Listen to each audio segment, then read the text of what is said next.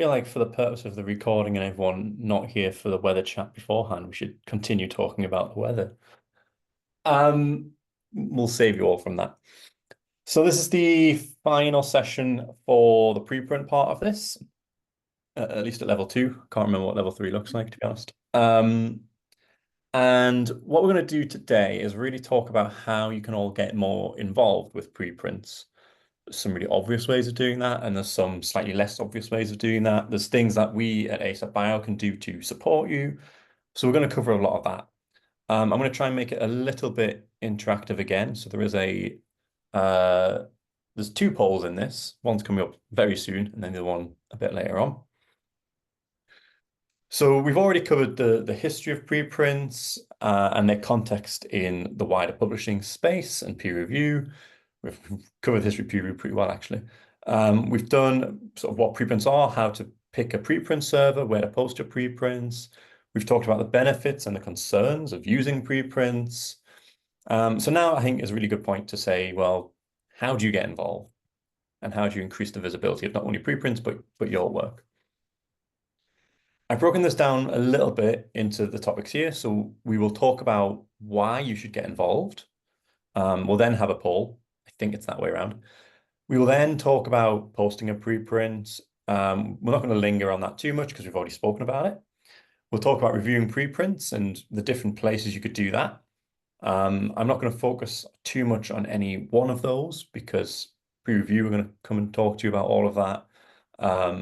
And they're a really good platform, especially for community reviewing. So what we'll do in this session is cover some of the other options. We'll spend a little bit of time talking about preprint related projects that you could get involved with if you wanted to. And a lot of this is actually going to be talking about social media and the different ways of using that to get involved with preprints. And then this is a leftover slide from a different session. So we won't be talking about the Fellows program.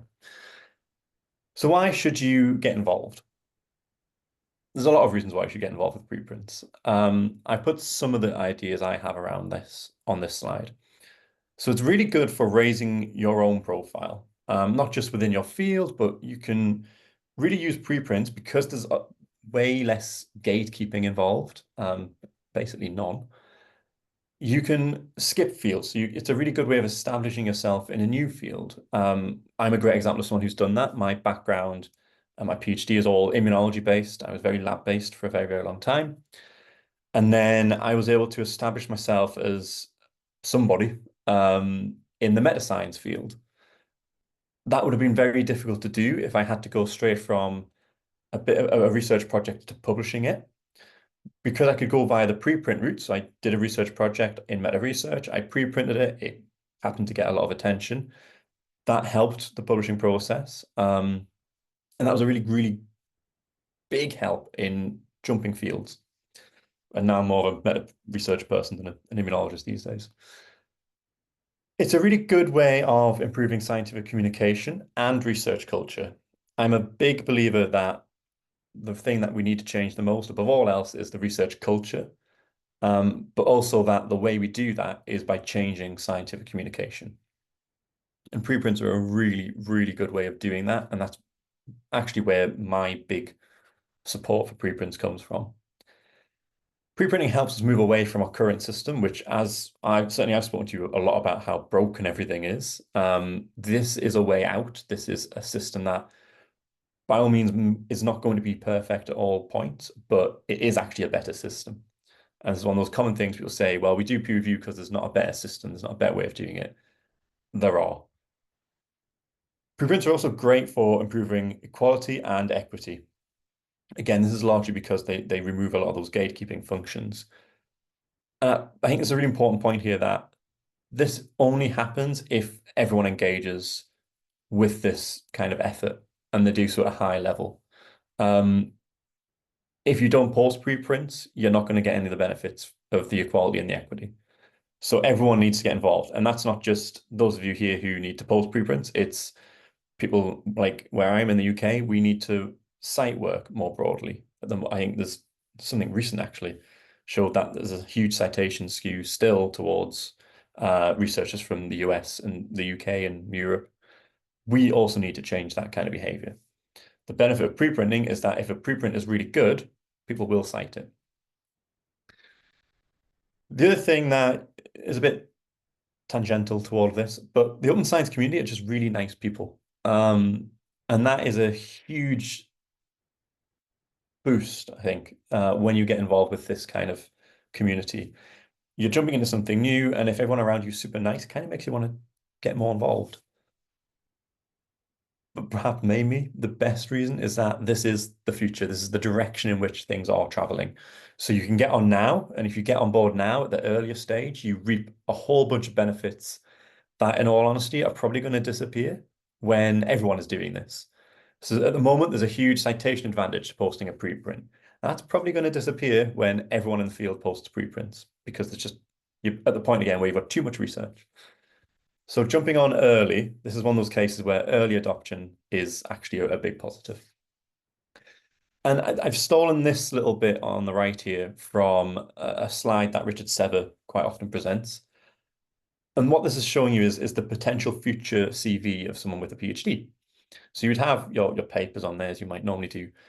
But with the preprint-based system, you can now have evidence of all the preprint reviews that you've done, because now you're not waiting for an editor to come and ask you to review someone's work. So this is great evidence of your ability to critically analyze the literature, contribute to the field, maybe even do writing in a slightly different way. And actually talking about writing in a different way leads me on to the news and views. So you've also got news and views things here. So these are pre-light type articles you could write. And this is a much more science communications, you would think of it outside of publishing kind of writing. This is great if actually you didn't want to do lab work and you want to move into scientific writing or communication type roles. And there's a whole other things we could actually add to this CV 2.0 that are all generated because we have a preprint system. So there's lots of benefits to getting involved.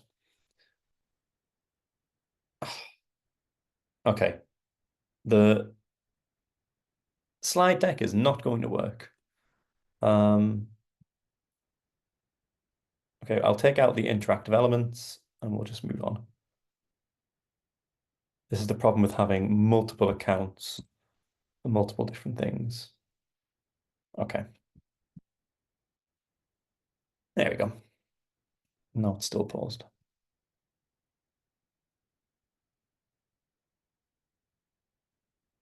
Let me share the right screen. It's that one. Okay, you should now be able to see my screen again. So these are the ways you can get involved. And I always encourage people to very much get involved. The point here is that there are a lot of ways of getting involved with preprints. You can write reviews, you can write pre-lights, you can post preprints, you can read preprints, you can leave very public comments on preprints, you can talk about them on social media. This is all getting involved. And as we'll come to later on in this, there are also ways you can really get involved if you want to go beyond all of these things. And I've just again put some things on here. I'll move my face out of the way so you can see better. So talking about preprints is a way of getting involved. This is something when I used to work in labs and university institutions still, this is something I would do a lot. And just by me being there and talking about preprints all of the time, people actually preprinted the work, which is quite nice. You can post a preprint, and when you do so, celebrate that you've done so. I think preprints are something I always use to celebrate hugely because for me, when I post a preprint, that actually marks the end of releasing this work to the world and it's out there. That's the successful part. When it gets published in a journal, that's just a nice little extra bit afterwards. You can cover preprints in your journal clubs, and we are currently undertaking an effort to help convert journal clubs to preprint review clubs. And we're hoping to expand that effort next year. You can cite preprints, you can review preprints, you can request these preprint stickers from us. And this is a really low effort way, I think, certainly citing preprints. If you read a preprint and you use it in your research, cite the preprint. You are now supporting preprints. You can also run workshops about preprints at conferences or your institution, or just give a talk about them, or like things like this where you're doing training courses. And as we'll come on to a little bit later, you can apply for support from us, from ASAPbio, to do some kind of preprint initiative all on your own. And we just provide the funding to help you do that. The other thing that we are doing, and again, this is a really low effort way of supporting preprints, is we're trying to collect these preprint stories. And this is what it looks like. These are things that we share on social media. We did this years ago, and we're just kickstarting this effort again to collect new stories. I got a submission this weekend. To do this, you just need to fill out this form. And I can't remember if I've shared this slide deck with you, but if I haven't, I will share this one with you as well. So you've got all the links. And it basically just asks you to give a couple of words summary and then a little bit of a description, who you are, where you work, and then a photo. And we put these together and we share these out on social media. So you get a bit of attention, which is quite nice for you, raises your profile a little bit, and it helps us talk about the positive parts of preprinting. And we could really do with a lot of examples from people based in the global south, because this is something when we originally ran this, we really didn't have. I mean, we still don't have because we've only just put the calls back out. So if you have positive experiences with preprints, please do fill out that form. So how can you get involved? I've already covered a lot of this. And hopefully at this point, you're seeing that I'm kind of repeating myself with the ways of getting involved, because there are just a lot of different ways of doing it. One thing I've not mentioned yet is that you can curate preprints. You could do this for your department, your lab, your community. Some societies are starting to do this. You could do it as part of a society-based effort. You can create resources. You can join projects. There's so many ways of getting involved. Okay. The most obvious one, of course, is preprint your work. We've already talked about how to choose a preprint server, so I'm not going to cover any of that again. This is just another way that I want to try and prompt you all to actually post your work as a preprint. One thing we do have at ASAPbio is this directory of preprint servers, which I talked about last time, but basically this tells you all the policies, how they work for the servers. We also have links for journal policies, which I've shared those with you in previous talks. So everything you need to post a preprint is out there. We have given you all the information you need. I want to focus on this a little bit just because of some of the conversations we've had during these sessions. About 90% of journals currently accept preprints. That 10% that do not are very small journals. I couldn't even name one of them. So there's no real reason why you can't post a preprint and still publish in a journal. If you're aiming for those 10% journals that don't support a better scientific communication system, you're kind of supporting the people who are doing everything they can to make your life miserable as a researcher. All of the major publishers accept preprints. And the way they do this is they state that preprints are not previously published work, which is a strange use of words, but that's basically how they justify accepting a preprint, along with some of the other policies they have. There should be no issues with plagiarism or rejection because you have a preprint. And so if this does come up, contact the editors, highlight the journal or the publisher policy towards preprints, and you can find those here. This is a really good database of the open science policies for a huge number of journals. And my personal advice would actually then just boycott that journal. Don't submit to them. None of the big journals reject preprints. So you're not harming your career in any way by boycotting one of the tiny little journals who don't want to help effectively science move forward in a positive way for not just you as researchers within the system, but also society who fund the work. This is what I would do. So if I came across a journal that asked me to do a review, for example, and they don't accept preprints, I would tell them I'm not reviewing for them, and I would tell them why. Which leads me very nicely onto preprint peer review. This is a question I had. I put this slide together because I had a friend staying with me last week, and he was very against voluntarily doing peer review. He basically said he will not do it unless somebody asks him to do it. Despite this, he expects people to review his papers for him. So it's quite a contradictory statement. So I thought it would be nice to put together reasons why you should do a review. And what I've done is I've done this based on my approach. So I generally accept to review a paper-based peer review if it's for authors based in the Global South, if the authors have pre-printed their work previously, and if the publisher or journal is not for profit. And by that, I also mean they do not actively damage academia. So Science is a very good example, actually, of a journal that is non-profit, but they do everything they can to hinder advances in scientific communication.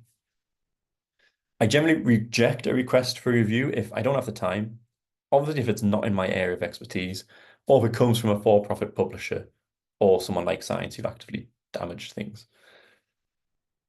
This is my current approach. In the future, actually, I will only review preprints. And if a journal asks me to review for them, I'm just going to outright refuse to do so.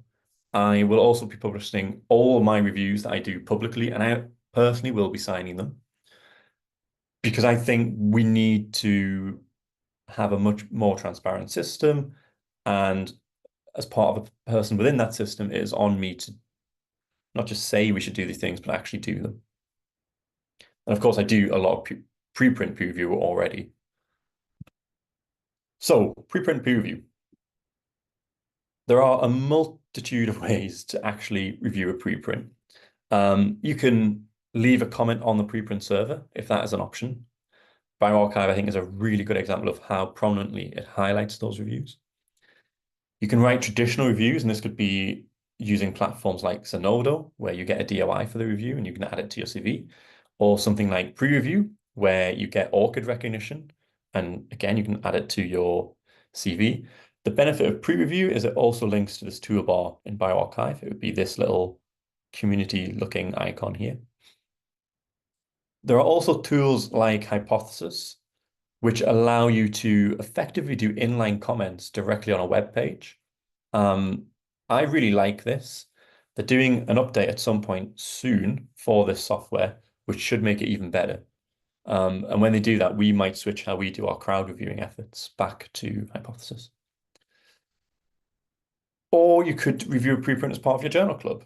I'm a huge proponent of doing this because I really do believe that current journal club efforts are wasted by reviewing already peer-reviewed work that's been released and it's in a journal, and you can't help anyone with that. You don't share the discussion.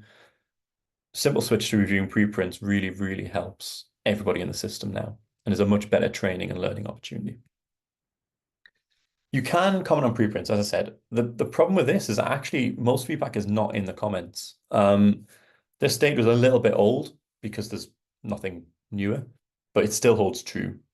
So the majority of feedback that a preprint author gets is actually private feedback. So you can see it's largely through email, talking to people. At the time of this survey, interestingly, a lot of the public feedback, at least, was primarily through Twitter. I don't know how this has changed since all the changes with Twitter. And since the survey was done, there's been a great increase in the preprint reviewing services as well. So there's a lot more options now. And I don't know if there's an update coming to this bit or not, but it would be interesting to see that. I still think commenting on preprints is a very valuable thing to do. Even if you review elsewhere, linking the review as a comment on the preprint helps keep everything together in one place. So it really helps the readers. And it's like 30 seconds out of your time to do that. The big benefit with commenting directly is that, firstly, the comments, at least on bioRxiv and medRxiv, are linked to the individual version of the preprint. But also your comment can be whatever you want it to be. It can be a long, very formal looking peer review, or you could say figure 1, panel D could be made better because. So you can really do this very granularly if you want to. You could comment on a single bit, and that is still helpful. That is still peer review. Alternatively, you could say this is a really, really well done bit of work and everyone should absolutely trust it, if that's true. More traditional style reviews are great because authors are used to having this kind of review come back to them. And if you wanted to practice this for journal organized peer review, they'd expect a more traditional style. Zenodo, as I've already said, is a really good place for doing this. I'm a big supporter of Zenodo. It's a very good community-owned effort. And this gives you DOIs, you can add to your CV. If you're doing it as a group, or if you want ORCID recognition in particular, then pre-review is probably the better place to go for this. You do need to sign up for an account. You need an ORCID account. The benefit of pre-review is that they allow you to upload a free-flowing text as you would with Zenodo, but they also have text boxes and prompts to walk you through doing a peer review. So especially if you're new, pre-review is also really good for that. The other thing pre-review has is they have these clubs. So if you're doing this as a journal club, for example, or maybe you're doing this as a society larger effort, they're good for keeping all those things together in one place.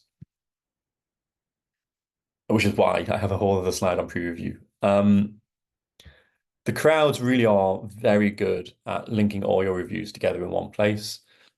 This is only useful if you're doing this as part of a group.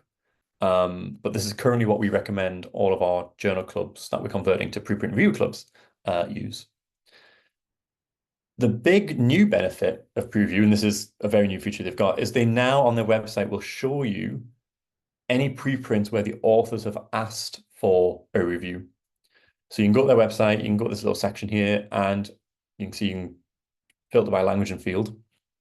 And you'll get a list of preprints where the authors actively want someone to give them feedback.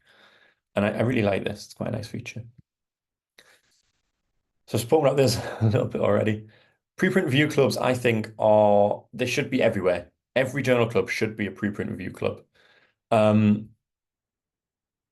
a lot of ways you can do this. There's a lot of benefits to doing it. But really, I just want to highlight that ASAPbio have two big initiatives in this area. One is to provide $200 worth of funding to convert a journal club into a preprint review club. And we ask for 4 reviews over the course of a year in response to that. So it's not a big ask.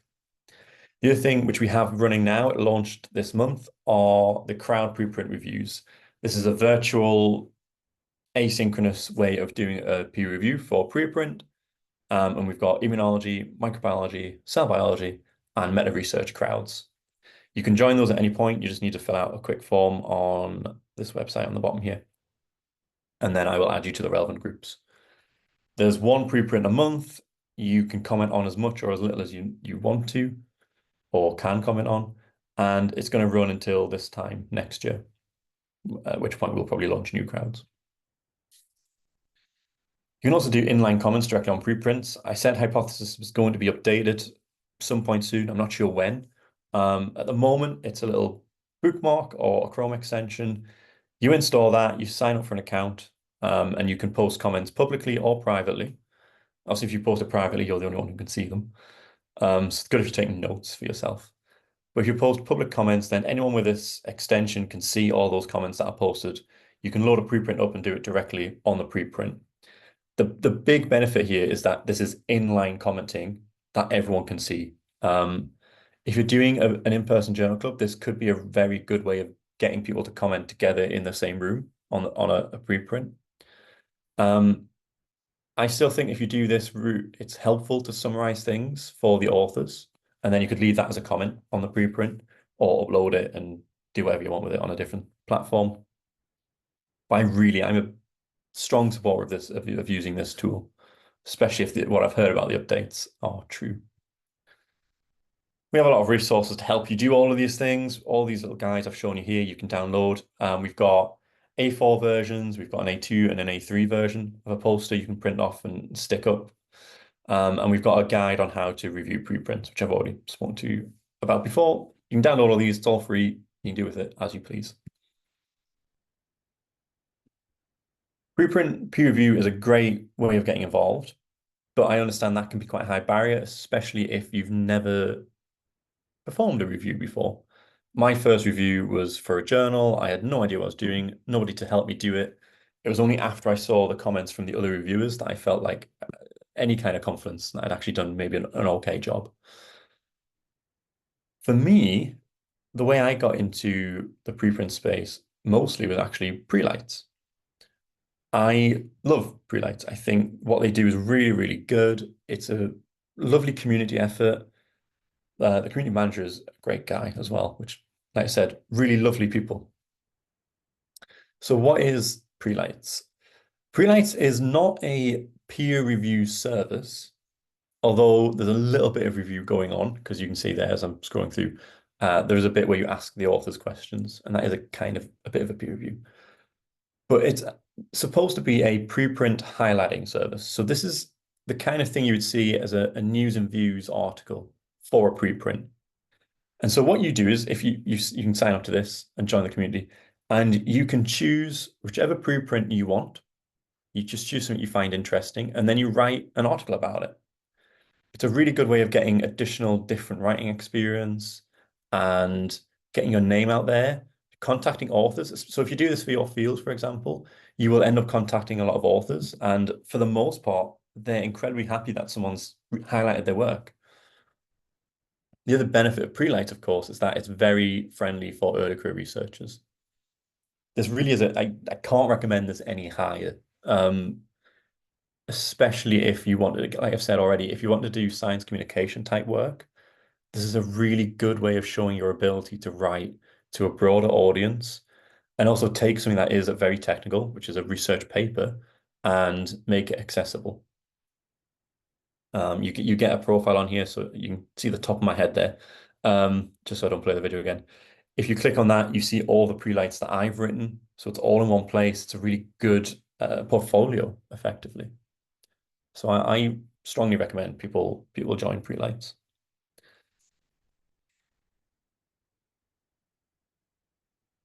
So there's a question in the chat about most preprints being done in the sciences, not seeing one in librarianship. So I mean, you can't review articles that are not in if there's no preprints there to review, obviously you can't review them. So the thing there is actually to try and promote preprinting in that space. For librarianship, that to me actually fits a little bit with meta research. We actually this year, one of the people running our meta research crowd is a librarian. He was one of our fellows last year and is great, Stephen.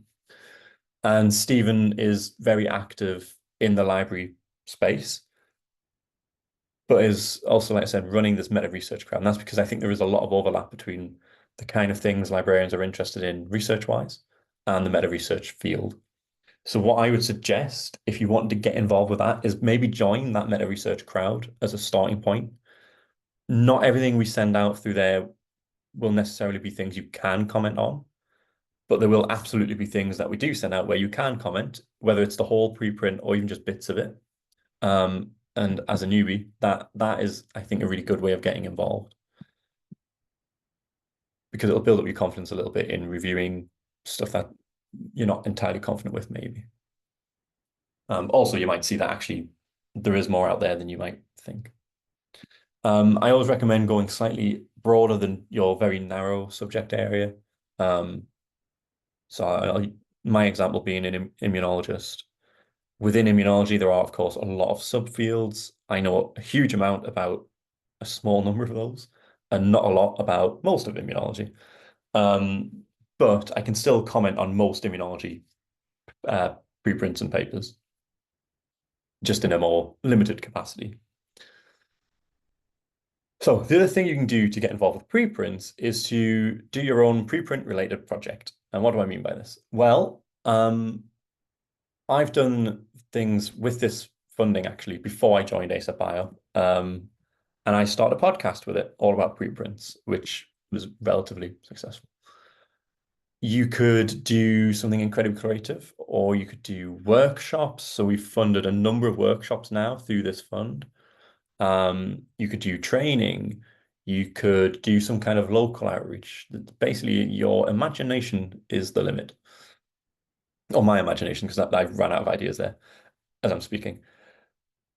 What this is a fund up to $1,000 to support people within the ASAPbio community. So you do need to join our community, but there's no barrier to doing that. To do a community-driven initiative. So I've given you some examples here of things you can do. But basically, we kind of want people to come to this with their own ideas. We funded quite a lot of workshops, and I'm keen not to keep doing that. I would like to do a lot more creative stuff with these kind of this funding, but it's not saying I'm not against workshops. They just need to have a good impact. And basically, it's a very short application form. You put that together, and it's me and the executive director at ASAPbio, although mainly me, who assesses that. And I'm looking at impact, the confidence I have in the person applying in terms of knowing what they're talking about. And it is representing ASAPbio as well, so that feeds into it. And then the likelihood of success. So it's a very low barrier to getting this money. Um, and I every time I talk to anyone about preprints, I bring this up because I encourage everyone to apply if you have an idea. If you do want to apply to this, the thing I recommend is you take a look at the form. It's on our website. Put something together, even if it's in a draft stage, and then send it to me. Don't submit the form, because I'm happy to work with people to refine projects before you submit them. And it's not guaranteed we'll still fund them, but they'll definitely be a good application when you submit it. The other thing, actually, just while I'm on this, if you do go to that part of our website, you will see examples of previous things we've funded. So we've got the podcast, like I mentioned. We had funded a preprint training course. We funded a couple of workshops now, and we funded a preprint journal club training thing. It's not a very good description of it, but that's kind of what it is. We will not be funding journal clubs through this anymore, because we have that other fund to convert journal clubs, and that's more of a priority. So anything that is not a journal club, I'm open to with this fund. Okay, and I said a lot of this was actually going to focus on social media. So at this point, I would have had a poll asking what social media platforms you use. So maybe instead you could just drop all that in the chat whilst I continue to talk. I think as just the nature of my job, I need to be on all of the social media platforms, which is a little bit challenging sometimes. But I always find it interesting to see where everyone else is at. So please do share in the chat which platforms you use, or maybe which ones you prefer to use. But the other thing that I want to ask is what your approach to social media is. And you don't have to answer this. I just want you to think about it. Anyone who sees my social media will know that it is not strictly professional. I have very strong beliefs on why I take that approach. And I firmly believe, certainly as someone who advocates for things, that not only do I need to lead by example, but I need to inject a bit of personality into there. I think when you do something that's too corporate, that's not how you connect with people. You need to be a person, and you need to treat other people like persons and people. And so, sometimes that means I put a photo of my dog on there. Sometimes that means I say I'm having a really awful day or week. And I do a lot more. Mine's a very mix of personal and professional. The risk of that, of course, is that some people hate it. Some people don't like me because of whatever reasons, which is fine. Not everyone will like you. But that is a risk that you take by adding personality in there. Being strictly professional, I've also seen a lot of people use social media in that way. I also see people who split their use. So some people use certain platforms very professionally. LinkedIn, probably the best example of that. Even I think I'm pretty professional on LinkedIn, actually. Whereas other platforms like maybe Instagram is a very personal thing. I tend to use Instagram solely to post photos of my dog. There's not a lot on there other than that. So I guess that is actually not all that professional. That is a social media where I don't mix things, which is quite rare for me.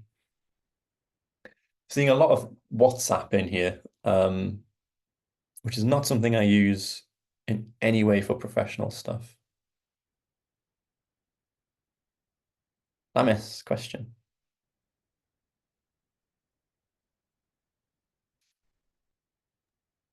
It's not really a question, but a comment is that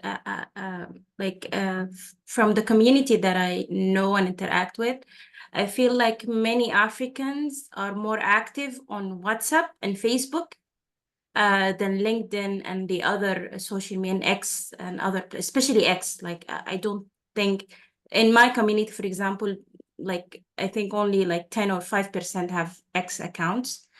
Yet I don't see these platforms used in the global north, and I really wonder why, or if it could be used, like Facebook and WhatsApp, especially if they could be used in a more professional way. Yeah. Yeah, I noticed exactly the same thing. It wasn't until last year where I started doing a lot more work with people based in Africa in particular, where I discovered how big WhatsApp is there. Like I have WhatsApp, right? I use it all the time to talk to people, but I've never even thought of using it as a professional thing. Because for me, it's like basically it's having my phone number. If you have me on WhatsApp, you get instant responses. You have full access to me. People who professionally have full access to me as well. So maybe I don't want to give them an even greater in. Um, Facebook's a strange one because I have absolutely no idea why we don't use that professionally. I think in the global north, at least, it's seen as a thing where all of our parents are on it, so we don't really want to use it. It's not seen as a cool thing to be on anymore. Kind of like how MySpace was back in the 90s or early 2000s. Whereas, like you said, right, in the global north, Twitter X is a really big one, um, which I hate. It's not a fun platform to be on. It's actually, fun's not even the right word. It's a horrible platform to be on with some of the things that you can come across on there. Um, but yeah, it's an interesting split. LinkedIn is probably the most universally used platform, especially since Elon Musk took over at Twitter and has ruined it. LinkedIn seems to be the one place most people have migrated to. Interesting, nobody's brought up things like Mastodon or Blue Sky, which again is a thing in the global north, are used a lot more, although a lot more is a generous term. If I may comment on that, I think it comes to kind of a different culture. Why we prefer WhatsApp is that I think in the global north, people are more like they like to preserve their like a phone number for someone from the global north is something big. Yeah. You wouldn't give your phone number to anyone, but over here it's like, why wouldn't I? Like it's not a big deal. And the thing in Facebook, the thing how it works is that you create a Facebook group. Like it's not using it just like you post a post, but like each initiative have a group, and then like activity happens in that group. So I think maybe like we should see a way to expand on that more. Yeah. Yeah, that's a good point. I do just give my number out. I once shouted my bank pin across a crowded bar once. Got told off for it by some random stranger. Um, but yeah, I think you're right. It is a different way of thinking about them. Um, yeah, I turns out I discovered yesterday I'm very, very easy to get into contact with. Easier than I thought. So why should you use social media? And this doesn't matter. I know this is Twitter, but it doesn't matter which social media you use. These things apply already. And I think Dan here breaks it down very, very well. So to get your research known, there are effectively four ways of doing that. To already be famous, which is obviously for an early career researcher pretty much impossible. To have a famous mentor, which is luck more than anything else. To repeatedly win the peer review lottery, which again, it's actually more luck than anything else. Or to contribute actively on social media. Social media is, again, it's one of those things that levels the playing field a little bit. Obviously, it still helps, and there's like a huge new skill set involved with being good on social media that, again, none of us are trained for. None of us really know how to do it. Unless you're younger than I am, then you've grown up with social media and you're probably a lot better at it than I am. But it is still a good leveler. It does provide a fairer, slightly fairer way of getting your work out there and getting it. Again, it comes back to profiles, building up your own profile and your own reputation. Twitter back in the day used to be really, really good for this. that's partly how I got to the position I'm now in, because I got active on Twitter after years of not being active. And I started to use it. I shared my opinions. I got personal, which meant some people will never ever hire me, but equally other people who really like how I've gone about things offer me jobs, and it's great. Again, coming back to that balance between how you present things.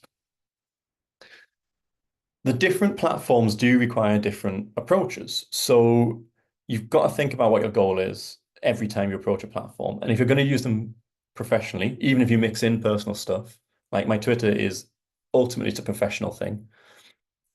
You've got to keep in mind what your goal is, who you're communicating to, how you're communicating. And the point I want to make here is that actually science dissemination is not the same as science communication, which equally is not the same as science journalism. These are all very different things that require different approaches, very different skill sets. You might be great at disseminating science, but terrible at communicating it. You might be a great journalist, but you might not be able to do the science. Or you might be great at communicating, but not disseminating your communication. So it's another thing where you've got to learn a lot of new skills. But if you are good at social media, I think it's a really beneficial thing to use, especially when it comes to something like preprints. So the target audience is incredibly important, right? And adapting your content. So the image, the image focused nature of Instagram is a really good example of that, where you're not going to put up a lengthy post about how amazing life is, which is what LinkedIn, certainly for me, seems to be. On Instagram, you can put an image up. So if you do microscopy, for example, that is great for Instagram because you've got lovely, incredibly pretty pictures and you can add a description to explain the science. It's really, really good for broader science communication, I think. And I mean, we've got examples in good uses of each of these. Facebook is a really good one. I mean, Lambert has already given examples of why that's good to use, but it's really good for conveying more complex information. You can have all these little individual groups, you can close them, you can make them open. It's also a better way of reaching non-scientific audience, if that's what you wanted to do. Twitter or X, I should probably update this to X. I just really don't want to. Preprints in particular are shared very, very widely on Twitter. It's still probably the place to go for finding new preprint and just new research. The really big benefit for me is that you can ask authors direct questions. You can really get a good interaction going. And we have some really great examples of people who've done that. Mastodon, and I would include Blue Sky in this, are newer platforms. They're very similar to Twitter. There are bigger character limits, so you can write a bit more. The problem we now have is the scientific community is splintered. So depending on what field you're in, depends on whether it's Twitter is the place to go or Mastodon, for example, or Blue Sky or somewhere else. It's not what it used to be, where if you went to Twitter, you'd find the science community. LinkedIn is also now really good for a lot of science stuff. And the one we often forget when we talk about social media is YouTube. This is obviously the harder one to get involved with because you've got to make videos. That's an entirely new skill on top of all the other stuff you now have to learn again. But it is effectively a social media platform. It's really, really great if you do microscopy and you have cool videos, or if you're a good personality, if you're good at talking, if you're good at communicating with people over a little camera or talking to a wall. I'm currently looking at a screen behind this screen and then a wall. And I can tell you from experience, talking to a wall and sounding excited about what you're saying is an absolute skill. It is, I still can't do it. Really not easy to do. If you're good on the phone, you might be good at that. I'm also not good on phone conversations. But YouTube is really, really good for reaching a much wider pool of people. If you want to talk to the general public, YouTube is the way to do it. And the thing about YouTube is we seem to be moving towards a world that is much more video based rather than text based. And so this is a skill that I think will become even more important moving forward. You do have slightly more limited interaction with people on YouTube, but you've got the commenting section. You can have that if you want it. And being able to make videos is becoming more accessible.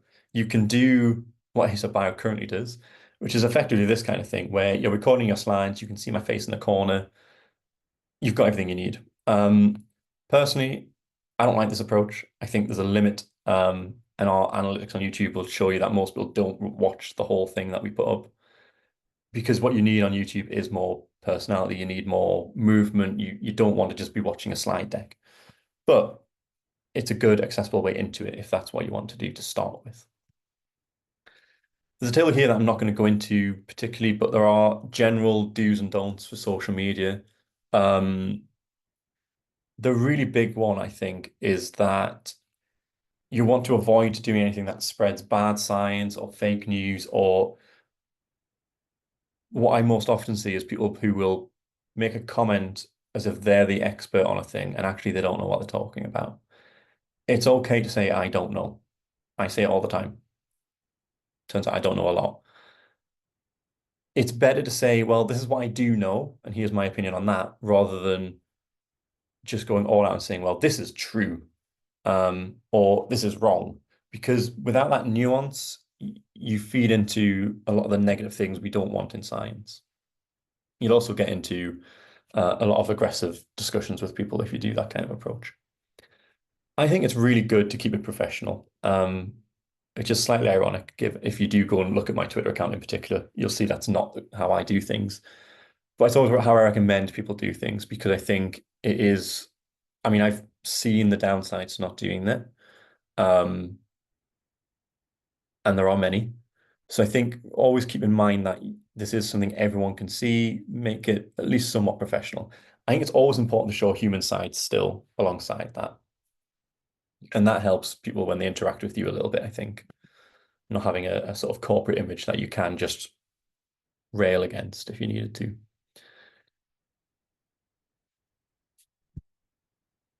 So we're not going to do a whiteboard activity either. Does anybody have any questions? I think I'm at the end now, so we've got 10 minutes for questions. Yeah, I am at the end. So we can talk about social media. We can talk about preprints more generally. But I will stop sharing.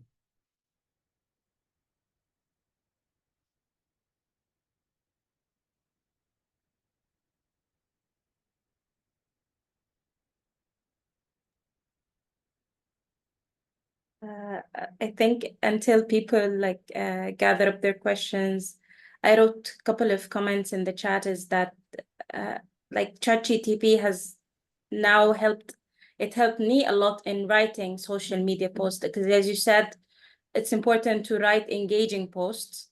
And it's great that because you could tell it like, I want this post for LinkedIn or for Twitter, and then it knows the word limits, the things that you need to do. So this has been very important. And the other comment that I had is like once you like social media is like when you're in your circle, most of the people around you would normally agree with you, but then when you open your views to social media, you have to accept that most probably like many people will not agree with you. So you shouldn't, as you said, get defensive and aggressive about that, and like have an open mind and accept that these people have different experiences and different views than you do. Yeah. Yeah. I mean, my approach is always to assume that nuance is lacking. Yeah. So assume the best in what someone's saying. I think with any social, maybe LinkedIn's the exception because of how much you can write on there. But for the most part, if you're on something where you can only write 160 characters, whatever Twitter is at the minute, um, that's not room for nuanced discussion. So when Yes. someone says something, it sounds like they're saying it with absolute conviction. Hmm. It's probably safe to assume they're not. So don't always assume what somebody is communicating is what they mean to communicate Yeah. on social media. And if you go in with a nice, assume the best in people approach, you tend to avoid getting too into arguments. Sometimes, however, can just be fun to have arguments with people on Twitter. There are some cases where, I mean, again, if you go through mine, you'll see me do it. There's people I've come across who, for example, they will be on grant committees and the funder says we support preprints. You are allowed them when you put in a grant with us. But there are people on this committee, the grant committee, who decide who gets the money, who don't like preprints personally, and so they like Hmm. follow that policy when they're making decisions. Those people, I'm happy to get into arguments with. Yeah. Just be careful when you do that. So question on how does the open science system get funds to sustain the system? That's a good question. That is the constant issue in open science. That actually largely depends on the individuals. So for the most part, open science is funded by grants, which is not a sustainable model at all. However, some open science systems and services are funded by the publishers. So like Research Square, really obvious one. It's a preprint server, but it is owned by Springer Nature, and so Springer Nature fund it. BioArchive is a preprint server that is funded by largely grants at the moment. And so it really depends on who it actually is. But by and large, it's all grants and it's not at all sustainable. Everyone is trying to find more sustainable models, but there's not a really good answer to that at the moment. What we at ASAPbio are thinking about promoting soon is an approach whereby we redirect the funds that are currently in this publishing system towards open science. And it's not just us who are thinking about this. This is a question that's been thrown around quite a bit now. But basically, if you look at the money involved in transformative agreements, article processing charges, subscription charges, all of that, it is billions of dollars. And it's all going to shareholders. So, take Elsevier, who have 40% profit margins. That's for shareholders. We as scientists, as academics, as members of society who put this money in, we don't see any of that. And so what we would like to do is have libraries, instead of paying these huge fees, put that money into promoting bioRxiv. So support bioRxiv. Each library would put a very small amount of money in, but if they all did that, bioRxiv would be obscenely rich. But we could do that and have, a lot of different open science infrastructure funded in that kind of a way. We also have this problem at ASAPbio. I think I want to add to that is something that you said previously, Jonny, is the thing I think that has been moving the open science movement is the passion of people around open science, and also the fact that the open science community is just an amazing community, For example, like us at Aaron, like we practically started with no funds, but we were so lucky to have people like you, Jonny, and all of our trainers who, despite having so much busy work and schedules, but they were still willing to come and help us out because they're passionate about their mission and the thing that they're doing. So I think that has been the greatest thing that has been sustaining open science so far. It's basically passion, and the desire for seeing real change in the future. Yeah. And the whole open science thing is about community, right? We want to support things like bioRxiv because they're community focused. Yeah. To me, open science is not about having your work free to read. It's about having everything to do with that open and transparent and owned and directed by scientists and academics in the community. Because at the moment, the system is we are held hostage by traditional publishers because they dictate all the research assessment structure, which you wouldn't think they do looking at it from the outside, but they do. They own all of those processes. And the institutions very much play into that. Whereas what should be is we should be dictating the rules because we're the ones who are doing all the work, right? We're the ones who know best how to share our work, when it's ready to be shared, when we're going for promotion and hiring.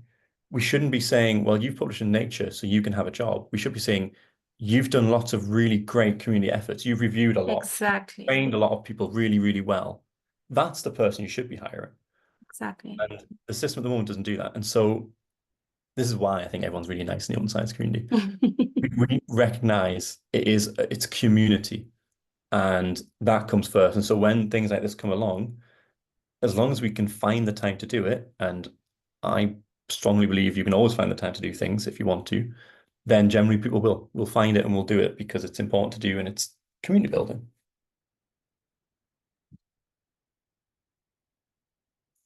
Question about, will we fund you to organize training education workshops to reduce carbon footprint in your country?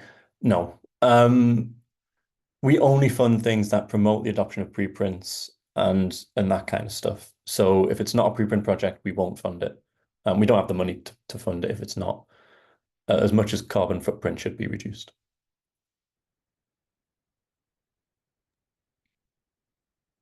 Okay, so does anyone else have a question?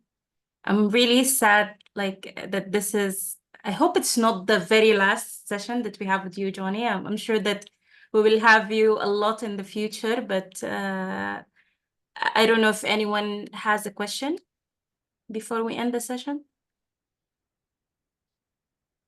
Okay, then, so I think we are all to thank you very, very much, Jonny. To be honest, you're the trainer that had the most number of sessions in our training. And this was amazing, to be honest. And I hope that all of us now are firm believers of the importance of preprint. And of course, the aim is that, okay, there is a question, Jonny. Yeah, so training program on awareness of open science in your institution. Yes, that is the kind of thing we can fund. Preprints, preprint peer review, that kind of stuff has to be a fairly big component. Although interestingly, ASAPbio is not just about preprints. It's just that's what we believe is the best way forward. So yes, that kind of thing we can fund. Best thing to do is send me an email, and we can take anything from there. That's perfect. Okay, so we finished only 2 minutes above time, which is really great. And again, thank you very much, Jonny, and thank you guys for joining. And we hope to see you again very soon. Thank you, everyone. Thank you, Jonny. Thank you very much. Thank you and bye. Bye. Bye-bye. Bye bye. Bye bye. Bye-bye. Bye. Thank you.